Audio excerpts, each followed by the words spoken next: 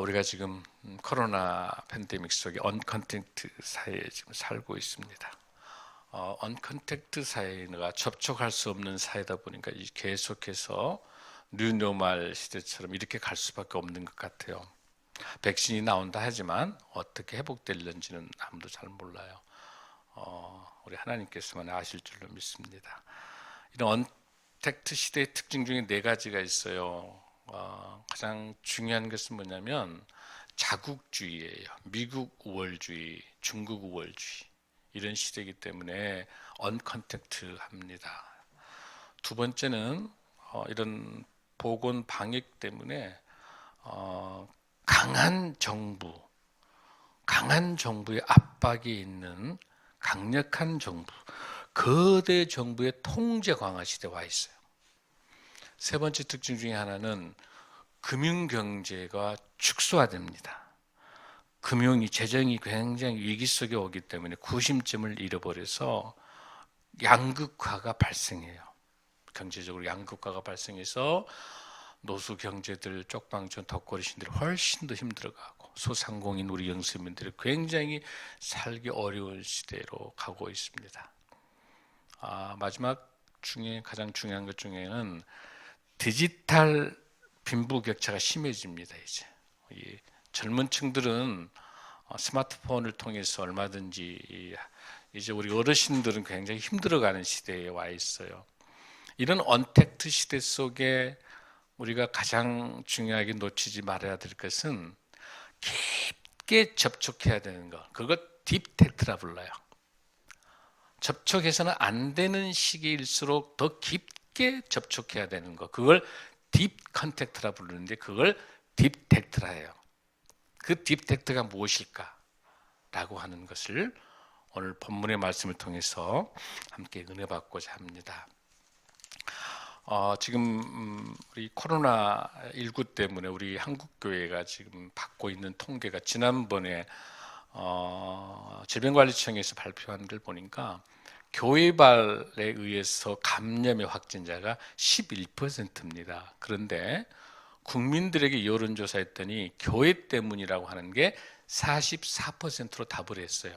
그러니까 얼마나 많이 지금 왜곡되어 있는지, 바꿔서 말해서 저와 여러분을 포함해서 우리 한국교회가 얼마나 세상과 소통하고 있지 못하는지, 얼마나 세상에 부담을 주고 있는지라고 하는 것이 여실히 나타납니다. 물론 언론의 왜곡과 정치권의 왜곡일 수가 있어요. 그러나 근본적인 문제는 우리의 삶의 모습이 어쨌든 그렇게 비친다는 겁니다.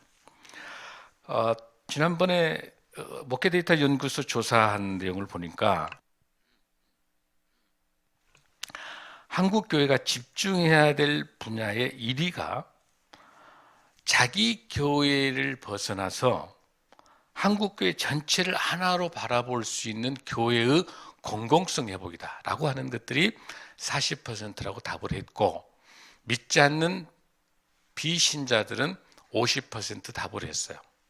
그리고 두 번째가 중요한 게 뭐냐면, 많은 크리스찬들은 전도와 선교와 이런 것에 집중해야 된다고 하는 것이 17%로 이 일을 답을 했는데, 믿지 않는 세상 사람들은 뭐라고 답을 했느냐면 교회의 사회적 책임에 대해서 말을 했어요. 여러분, 이러한 상황들이 계속 진행된다고 할 때 우리가 일제시대 때 한국교회가 30만도 되지 않았었을 크리스찬들 숫자가 어마어마한 33인 중에서 16명이 크리스찬으로서 6.25 때나 일제시대 때 대한민국을 살려냈던 그 영적 저력을 가지고 있는 한국교회가 지금 엄청난 걸림돌로 와 있다고 하는 것들. 즉 어느 통계는요, 한국 기독교 신뢰도가 9%밖에 되질 않아요. 9%. 지금 이런 상황들 속에서 하나님께서 우리를 보고 뭘 지금 보고 계실까라고 하는 거예요. 저는 오히려 항상 여러분이 들은 이야기지만 이렇게 어렵고 힘든 가운데 있을 때 하나님께서 우리에게 두 가지를 주세요. 복음이 무엇인지, 삶의 예배자가 무엇인지, 진정한 회개를 통해서 하나님이 우리를 바라보고 계시는 게 무엇인지라고 하는 하나님의 음성을 들을 수 있는 오히려 더 귀한 우리의 기회가 될 줄로 믿습니다.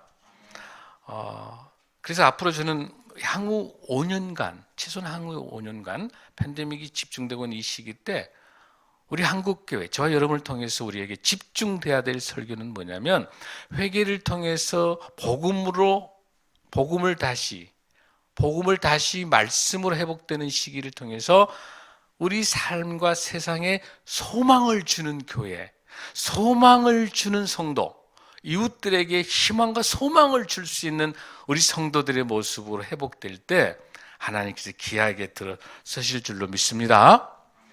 여러분들 실망하지 마십시오. 하나님의 말씀이 살아있어서 우리에게 다시 한번 소망을 주십니다.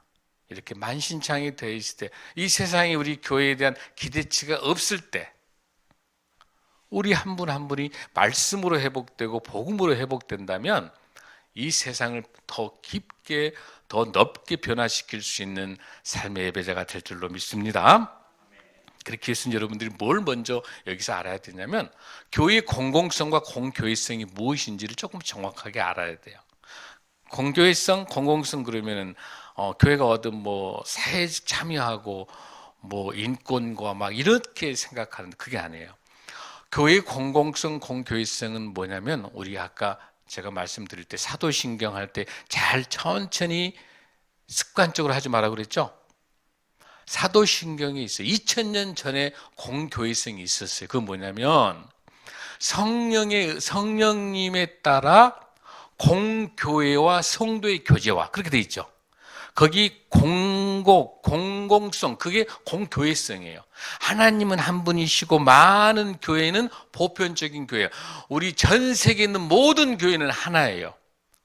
몸된 우리 예수님이 몸된 교회의 머리고 그 예수님을 따라 성령으로 하나된 우리 모든 성도들은 여기 마포에 있든지 어디 해남에 가 있든지 미국에 있든지 전 세계에 있는 모든 교회는 보편적 교회, 하나의 교회만이 있을 줄로 믿습니다. 그렇기 때문에 옆에 있는 교회가 아프면 내가 아파요. 어느 교회가 세상의 지탄을 받으면 우리 교회가 아파해야 돼요. 할렐루야. 이런 공동체성을 갖는 것, 이게 교회의 공공성이에요. 아멘. 그러면 진정한 공교회성은 뭡니까? 우리 교회가 속해 있는 그 이웃과 사회를 위해서 공적인 역할을 수행하는 거예요. 그 지역에서 독거노인 쪽방촌 독거 어르신들이 많고 그러면 사회복지를 통해서 교회가 그분들을 섬기는 게 공공성과 공교회성이에요. 아멘. 또 어느 지역에는 외국인 노동자가 와 있어요. 그런 노동자들을 위한 교회, 그게 교회의 공공성과 공교회성이에요. 또 어느 지역에는 소년소녀 가장 장애인들만 있는 데가 있어요. 그런 장애인을 위한 전문 교회가 그게 교회의 공공성이에요. 할렐루야. 그래서 그 교회가 속해 있는 그 지역, 마포의 이 대흥동의 신생명나무교회를 이 자리에 주신 하나님의 은혜, 하나님의 뜻이 있으셔서 세우셨기 때문에 하나님의 말씀에 순종하며 우리는 서울역에서 여기까지 20년 동안 노수경제 쪽방촌 우리 독거진 섬겨온 것처럼 여기 와서도 이 지역에, 마포 지역에 또 서울 지역에서 어려운 대흥동 지역이 어려운 우리 독거노인 쪽방촌 어르신을 섬기는 이 사역은 교회의 공교회성을 가지고 2000년 전에 하나님께서 우리에게 주신 명령 그대로 성령을 받는 우리는 공교회와 또 그 공교회성을 갖기 위해서 어떻게 했나? 성도의 교제가 있어야 돼요. 이게 어디에 있습니까, 여러분들? 사도신경에 있어요. 뭐라고 되어 있습니까? 나는 성령을, 자 따라합니다. 나는 성령을 믿으며 거룩한 공교회와 성도의 교제를. 할렐루야. 종교개혁을 1517년 종교개혁을 통해서 공교회성이 회복이 됐었어요. 말씀으로 돌아왔기 때문에. 그러다가 다시 지금 공교회성이 끊어져 버린 상태예요. 다시 회복할 수 있는 건 뭐예요? 말씀으로 돌아가야 될 줄로 믿습니다. 성령님만이 회복시킬 수 있습니다. 아멘. 이런 공공성, 공교회성을 여러분들 가지고 가장 중요한 거는 이웃과 공감을 가져야 되고 이웃과 소통해야 돼요. 그래서 공감하고 소통할 수 있는 것이 우리 교회의 사명인 줄로 믿습니다. 할렐루야. 우리 전에 어제 그제 우리 최선교사에게 이야기한 전화를 들었습니다. 이런 천사가 없다는 거예요. 우리 최선교사에게도 이런 천사가 없다는 이야기를 수없이 우리 구자 여러분에게 이런 천사 같은 분이 계시냐고 이야기해요. 어떤 내용이냐면은 저 멀리 가서 냉장고하고 또 거기 세탁기 쓰지 아주 새 것이에요.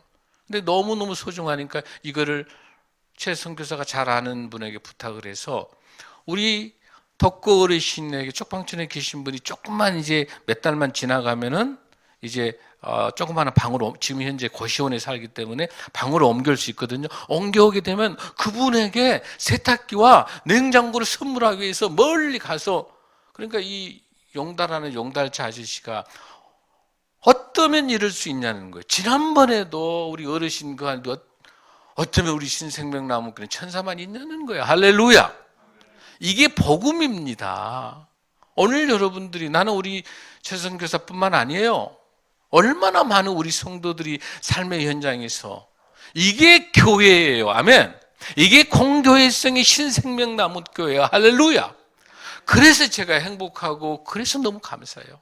이 영상을 통해서 함께 예배 드리는 많은 성도님들 계시죠? 삶의 현장에서 그 지역사회에서 믿지 않는 사람들이 봤을 때 야, 어쩌면 그럴 수 있을까? 돈도 되지도 않고 그 힘든 가운데 가서 그 어려운 분들을 위해서 몸부림치는 모습을 보고 천사 같네요. 그랬더니 또 그 물건을 주신 분도 어떻게 이런 천사 같으시냐 하는 거야. 할렐루야. 우리 교회는 천사가 가득 찬 교회입니다. 아멘. 할렐루야. 여러분 축복합니다. 감사합니다. 목회가 얼마나 행복한지는 몰라요. 환경과 상황은 어렵지만 힘들지만 하나님께서 기도하는 가운데 하나님께서 공급하고 계셔요. 할렐루야. 오늘 우리가 주신 본문의 말씀을 들어갑니다. 13절입니다. 광야에서 40일 동안 사탄에게 시험을 받은 후에 천사 수중 든 다음에 바로 일어나는 사건입니다. 14절. 요한이 잡힌 후에 예수께서 갈릴리에 오셔서 하나님의 복음을 전파하여. 자, 갈릴리입니다. 하필 왜 갈릴리일까요, 여러분들? 갈릴리는 마태복음 4장 5절 6절에 있는 것처럼 갈릴리의 특징이 두 가지 있어요. 갈릴리는 첫째는 가장 소외된 지역이에요. BC 722년도에 북이스라엘이 멸망할 때 혼혈 정책을 쓰면서 완전히 그 지역이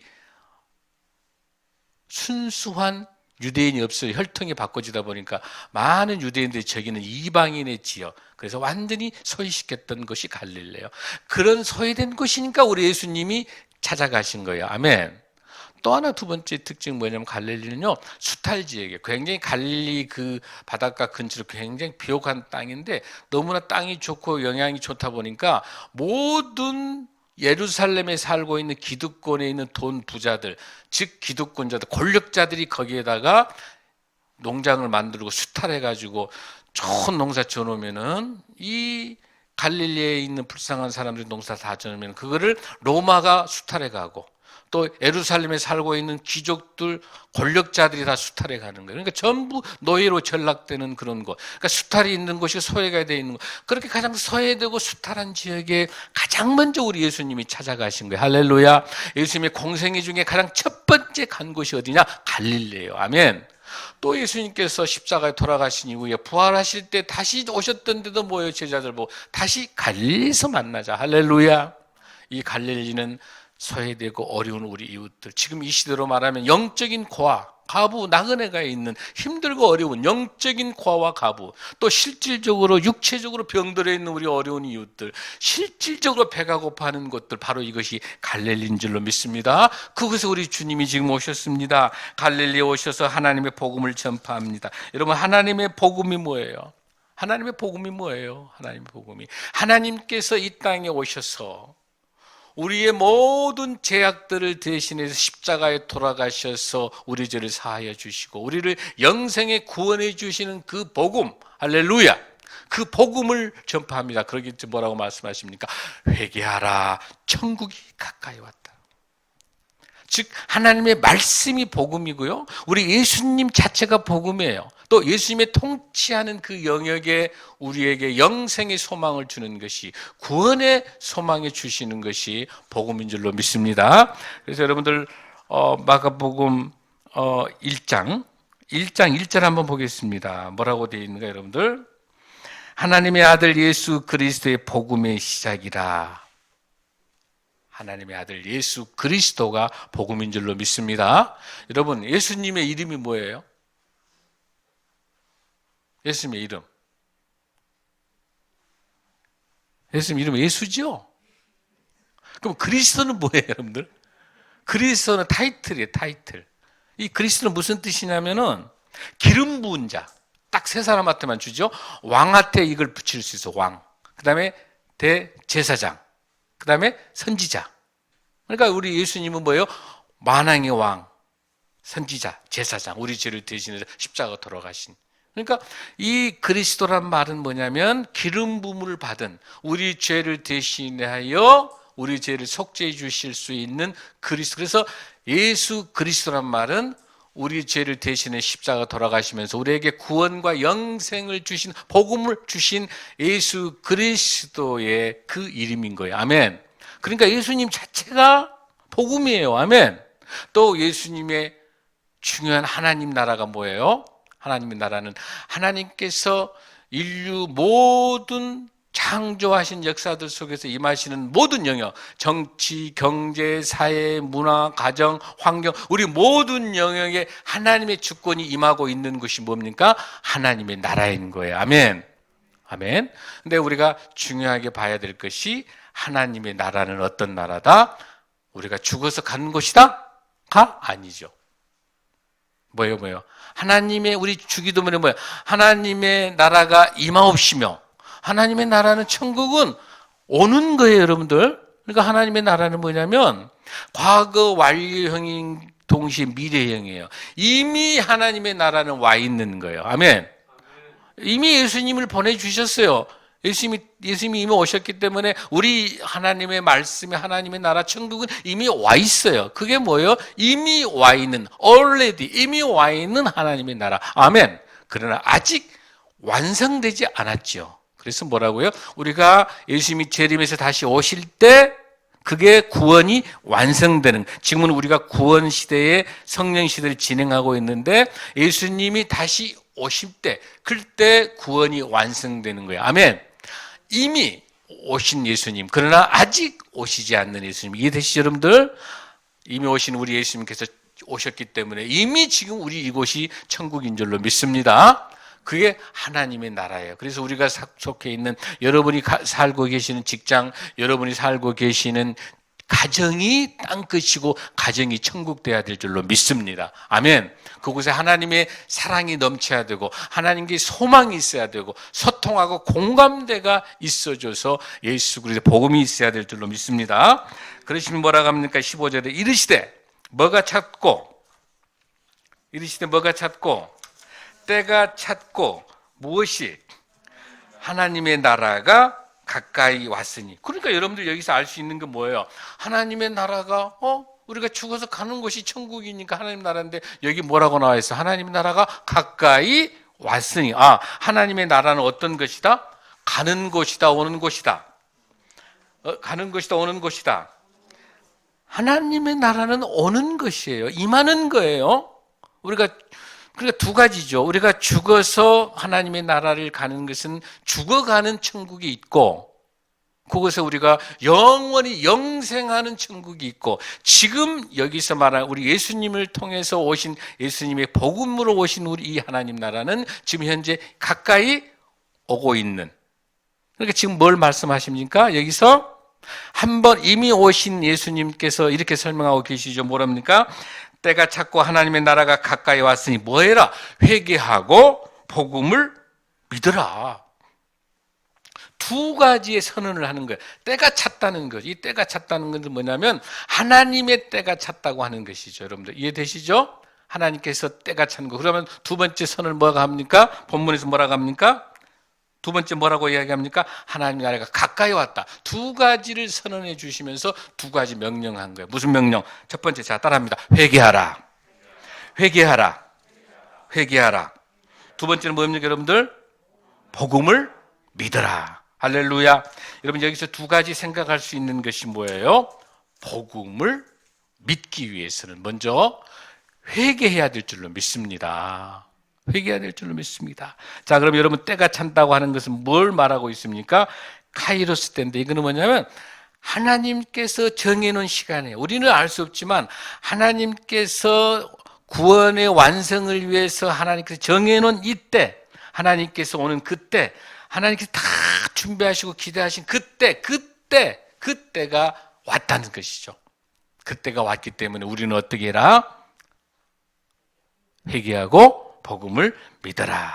그런데 이제 많은 사람들은 어떤 때를 기대하고 있겠어요? 제자들은 다윗 왕에 있었던 그 왕국의 하나님 나라만 기억하고 있는 거야. 아, 우리 예수님께서 오신다면은 만왕의 왕이 돼가지고, 어떤 왕이에요? 다윗의 그 전성기, 그 어마어마한 통일 왕국, 그 다윗의 왕국의 그 왕을 하나님 나라라고 생각한 거예요. 그러니까 관점이 틀린 거죠. 우리 예수님이 말씀하고 계시는 하나님의 나라는 하나님의 통치가 임하는 나라. 그러나 이 제자들이 생각하는 나라는 어떤 나라예요? 다윗 왕이 세웠던 통일 왕국에 대한 어마어마한 강대한 로마를 무찌를 수 있는 그런 강대적인 그 힘을 갖고 있는 거죠. 그러면서 여기서 뭐라고 해야 합니까? 회개하고 복음을 믿으라 라고 설명합니다. 여러분, 회개하고 복음을 믿는다는 게 무슨 뜻이에요, 여러분들? 회개는 뭡니까? 회개는 나의 삶의 자리에서 돌아오는 거가, 내 삶의 자리에서 내가 주인 됐던 것을, 내가 주인으로 살아갔던 것을 그 자리에 하나님, 우리 예수님이 주인 되게 해서 그 삶의 자리를 바꾸는 게 회개예요. 아멘. 내가 지금까지 내 의지로 내가 이렇게 했던 내 모든 내 생각, 내 욕심, 내 건 했던 것이 그곳에 무엇으로 바꿔낸다? 하나님, 우리 예수님의 주어를 바꿔내는 것, 삶의 자리가 바꿔지는 것이 회개인 줄로 믿습니다. 우리 감정이 눈물 흘리면서 막 그냥 주여 잘못했습니다, 눈물 뻥뻥 흘리, 그것도 회개는 회개지만 진정한 회개는 뭐예요? 삶이 변화가 돼야 돼. 여러분들처럼 삶이 변화돼서 우리 이웃이 어려움이 되게는 그냥 긍휼한 마음과 눈물을 흘려지고 어쩔 줄 몰라. 그냥 이 사랑을 전달해 주지 않으면 안 되는 거예요. 내가 좀 희생하고 내가 힘들더라도 몸부림치면서 그 사랑을 전달해 주는 거, 그게 회개를 통한 하나님의 응답인 줄로 믿습니다. 할렐루야. 삶이 변화되는 것이 회개입니다. 예수님을 믿어서 내가 변화됐다라고, 내가 은혜 받았다, 복음이 성령 충만한다 하면서 삶이 변화가 되지 않는 것은 진정한 회개가 아닌 것이에요. 할렐루야. 여러분, 삭개오가 어때요? 토색에서 4배나 갚고 내 모든 소유의 2분의 1을 다 내놓겠다 하는 거 있잖아요. 이거는 그냥 감정으로 한 게 아니에요. 그 이상의 그 기쁨, 예수님을 만나는 그 영생의 구원에 대한 기쁨이 너무 넘치니까 내가 가지고 있는 게 아무것도 아닌 거예요. 내 중심, 내가 했던 그 내가가 그 주어를 바꿔내는, 그 삶의 주어를 바꿔내는 거, 그게 진정한 회개인 줄로 믿습니다. 이 회개가 어느 날 우리 한국교회에 없어진 거예요. 어느 날 한국교회 강단에 죄에 대한 문제가, 설교가 없어지고, 주여 주시옵소서 꽃다발 설교 복만 받는 거 열심히 하면 그 복을 받는다고 하는 거는 불교에 있고 무당한테도 있는 거예요. 복 받는 거는, 빌어서 복 받는 거는. 그거는 기독교가 아닌 거예요. 그 복은 덤으로 주시는 거예요. 하나님과 나와의 관계가 올바르게 서 있는 진정한 구원의 메시지, 예수 그리스도를 나의 구주로 모시고 진정하게 은혜 받는 자, 믿음으로 회복된 구원받는 자의 삶의 모습은 필요할 때 하나님께서 물질로 공급하시고, 필요할 때 환경을 만들어주시고, 필요할 때 하나님께서 역사하실 줄로 믿습니다. 배부르고 잘 사는 게 기독교인이 아닌 거예요. 그건 덤으로 주실 수도 있고 안 줄 수도 있어요. 많은 부를 줬을 때 그 사람이 타락하고 그걸로 해서 망하게 될 때 하나님이 주신다 안 주신다? 안 주시는 거예요. 무엇보다 영원히 잘 되는 거. 영원히 잘 돼야 범사가 잘 되는 거예요. 영원히 잘 되는 거 뭐라고 그랬죠, 여러분들? 하나님과 나하고의 관계가 잘 돼 있는 게 영원히 잘 돼 있는 거예요. 할렐루야. 그 어떤 것도 우리를 영생으로 이끌 수 없습니다. 사랑하는 성도 여러분, 그래서 하나님께서 회개하라, 하나님의 나라 가까이 왔으니 회개하라고 하면서 복음을 믿으라고 말씀하시는 거죠. 복음은 여러분 뭡니까? 사회적 진정한 복음은 뭐예요?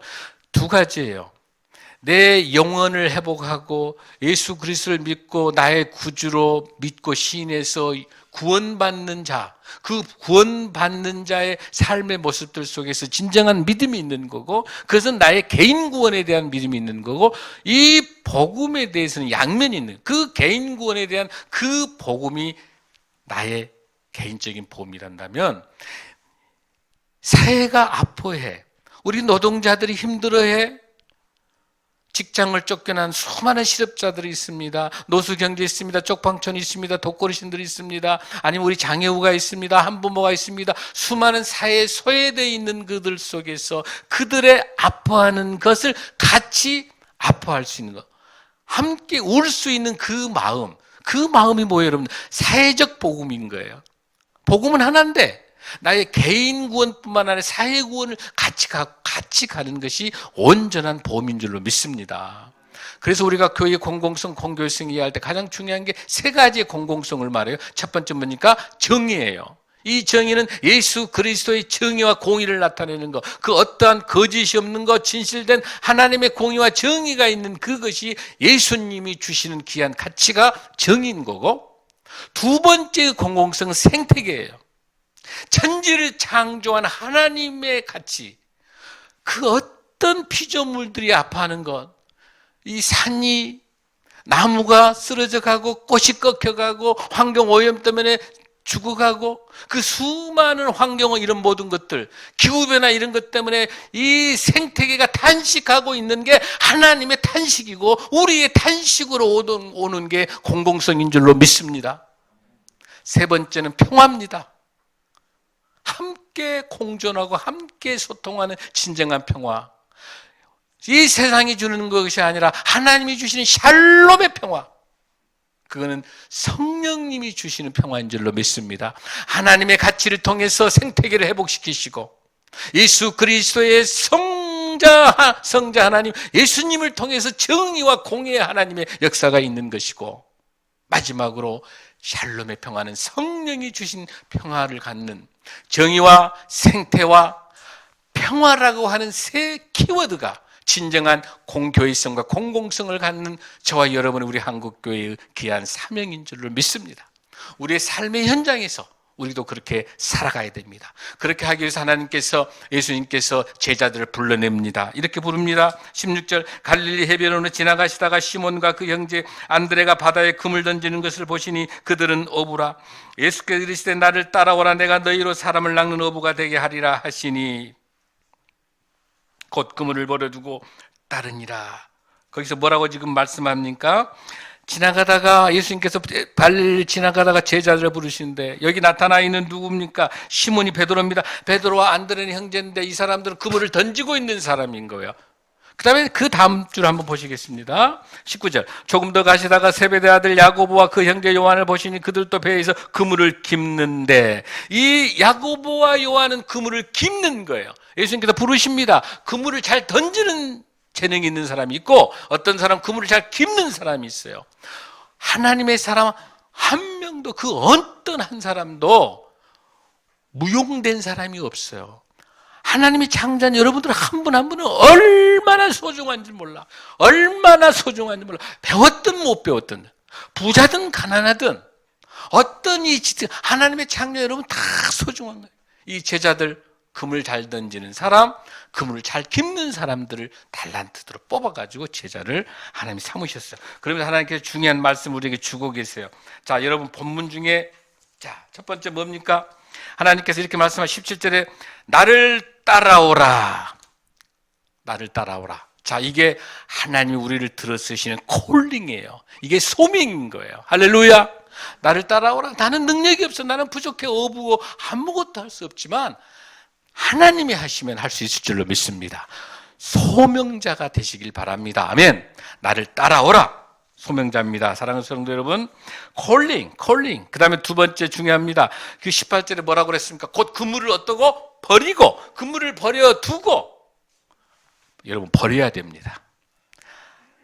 내 인생에서 내가 우상 숭배, 우리 하나님한테 더 귀하게 생각하고 있는 게 무엇인지, 그게 돈인지 명예인지 그것이 무엇인지를 가지고 버려야 돼. 버려야 얻습니다. 할렐루야. 버려야 됩니다. 포기해야 됩니다.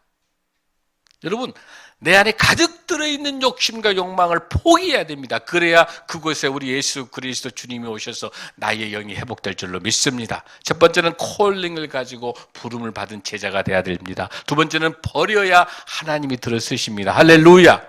세 번째는 뭡니까? 따라야 됩니다. 순종해야 됩니다. 끝까지 순종해야 됩니다. 할렐루야. 사랑하는 성도 여러분, 우리 교회가 그 사명 잘 감당하기 위해서, 예수님이 진정한 제자가 되기 위해서 하나님께서 천국 복음을 통해서 회개하라.